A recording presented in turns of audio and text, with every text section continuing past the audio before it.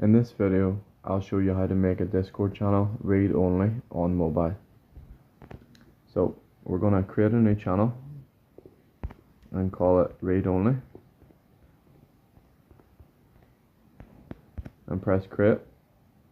So once we've got the channel, open it up and press on the channel name at the top, and then come over and press on the channel settings. After that, scroll down and tap channel permissions, and then you'll see roles. Tap on at everyone. From here, you want to scroll down to the text channel permissions and press on the red circle. This will disable anyone from sending messages in the channel, so you will be the only one.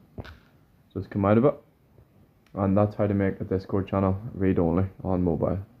If you found this useful, please like and subscribe.